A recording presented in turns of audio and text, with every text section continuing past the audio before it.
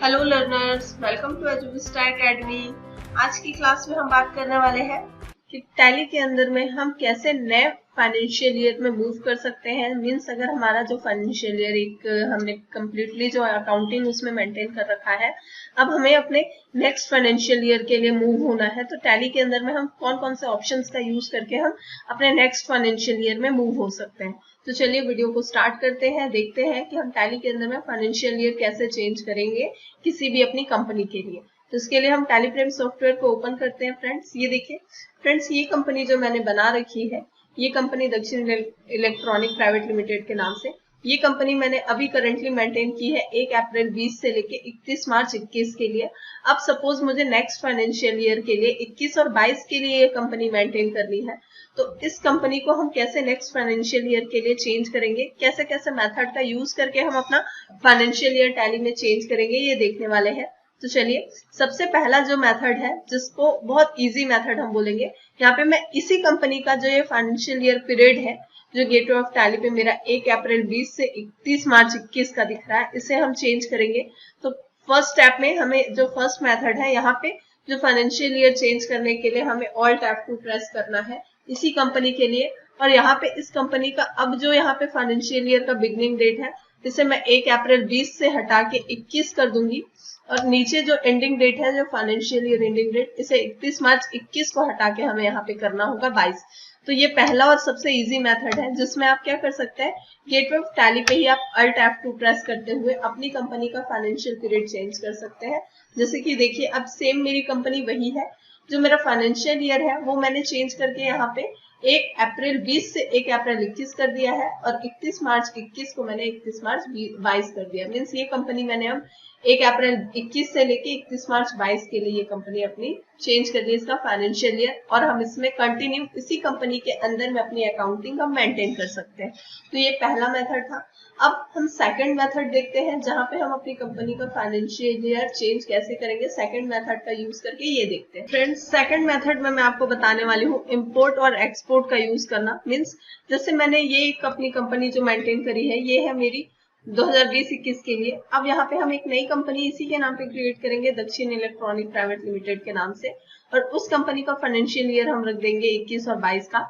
और यहाँ पे हम इस कंपनी का जितना भी मास्टर है, उस मास्टर को हम यहाँ से एक्सपोर्ट करके हम दूसरे नई कंपनी में इंपोर्ट करके भी हम यहाँ पे अपना फाइनेंशियल मतलब कंपनी का जो अकाउंटिंग है उसे मेंटेन कर सकते हैं। तो इसके लिए सबसे पहले मैंने एक और इसी की कंपनी बना रखी है, उसे हम सेलेक्ट कर लेते हैं। ये देखिए, दक्षिण इलेक्ट्रॉनिक प्राइवेट लिमिटेड के नाम पे ये कंपनी मैंने 21 और 22 के लिए क्रिएट की है। ये देखिए, इसका अगर हम अभी स्टैटिक रिपोर्ट्स चेक करें, तो स्टैटिक रिपोर्ट्स हम यहाँ पे चेक कर लेते हैं। इसके लिए गेटवे ऑफ टैली पे Alt C प्रेस करके हम यहाँ पे टाइप करेंगे स्टैटिक, और स्टैटिक्स रिपोर्ट हम इसका देखते हैं। यहाँ से हमें कॉमन रिपोर्ट में स्टैटिक्स को सेलेक्ट करके एंटर करना है।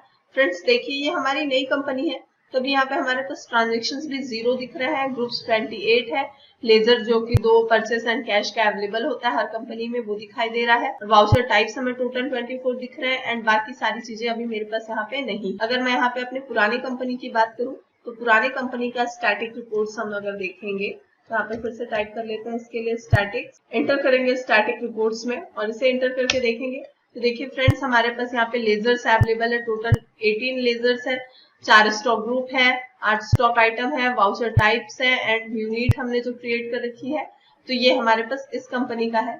अब जैसे मैंने एक नई कंपनी अपने लिए बनाई है, हम यहाँ पे इस कंपनी का जो डाटा है, इसको हम एक्सपोर्ट करके हमारी दूसरी नई कंपनी में इंपोर्ट करेंगे। तो चलिए देखते हैं कैसे करेंगे ये। इसके लिए हमें जाना है सबसे पहले अपनी पुरानी कंपनी जो हमने 20-21 के लिए मेंटेन की है, ये सेलेक्ट करना है, गेटवे ऑफ टैली पे लोड रखना है इसे, और उसके बाद हमें जाना है एक्सपोर्ट पे। एक्सपोर्ट पे क्लिक करने के बाद हमें जाना है मास्टर्स पे, क्योंकि हम यहाँ पे मास्टर्स को सारे मूव करने वाले हैं। कॉन्फ़िगर में जाएंगे, एंटर करेंगे, और यहाँ पे टाइप ऑफ मास्टर में लेजर दिया है, जिसे मैं चेंज करके ऑल मास्टर्स कर लूंगी। ऑल मास्टर हम यहाँ पे सेलेक्ट करेंगे, और उसके बाद आप चाहे तो इसका जो फोल्डर एप्लीकेशन पाथ दिया है, ये आप इसे बदल सकते हैं। एप्लीकेशन फॉर्मेट हमें इसे XML ही रखना है, एंड एप्लीकेशन जो पाथ दिया है, ये है फोल्डर में हमारा C ड्राइव के अंदर में न्यू फोल्डर में इसका जो लोकेशन है वो दिख रहा है। तो चलिए इसे एक्सपोर्ट करते हैं। ऑल मास्टर किया हमने और सेंड कर देंगे। सेंड करते ही ये हमारा एक्सपोर्ट हो जाएगा। ये देखिए, ये फाइल हमने यहाँ पे एक्सपोर्ट कर ली है, जो हमारे पास master.xml के नाम से यहाँ पे एक्सपोर्ट हो गई है।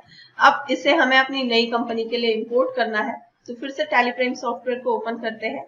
अब यहाँ पे हमें अपनी कंपनी फिर से चेंज करनी होगी।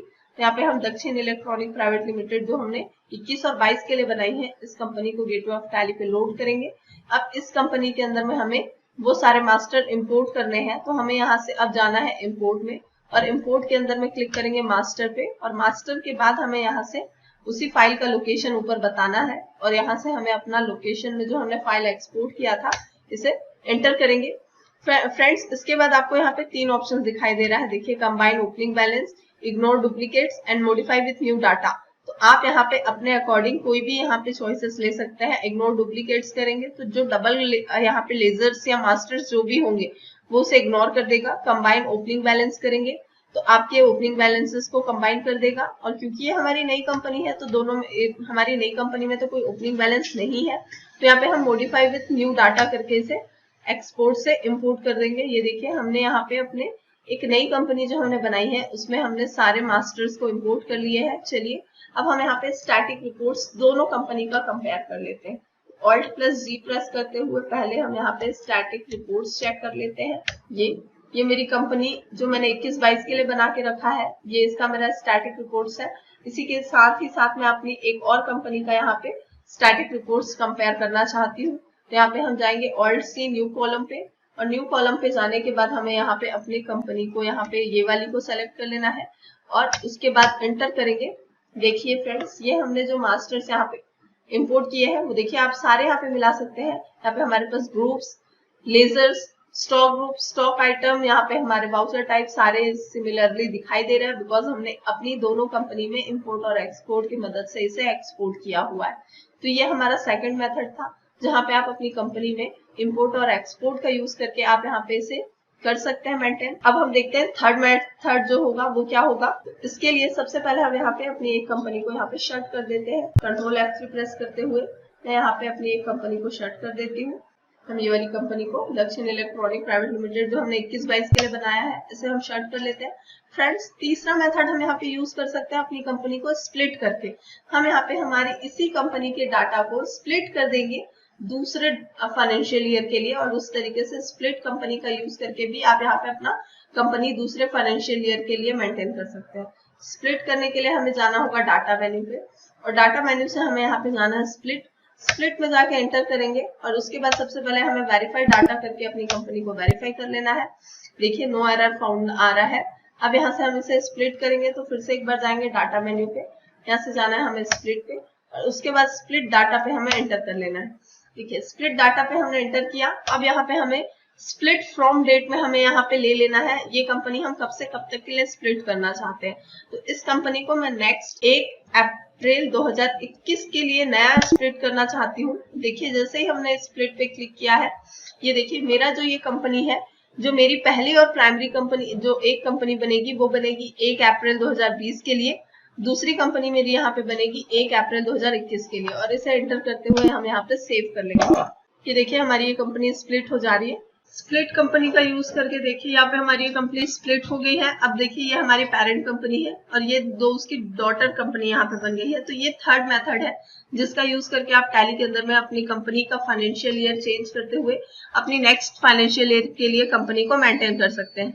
एक और स्टेप है, यहाँ पे आप क्या कर सकते हैं कि आप एक नई कंपनी फिर से क्रिएट करके सारे मास्टर्स लेजर्स फिर से क्रिएट करते हुए आप यहाँ पे अपने नेक्स्ट फाइनेंशियल ईयर के लिए आप अपना अकाउंटिंग मेंटेन कर सकते हैं। तो ये आज के वीडियो में हमने देखा कि टैली के अंदर में हम कैसे नेक्स्ट फाइनेंशियल ईयर के लिए अपनी अकाउंटिंग को मेंटेन करेंगे। अगर आपको आज का वीडियो अच्छा लगा तो वीडियो को लाइक करिए, शेयर करिए। Thank you.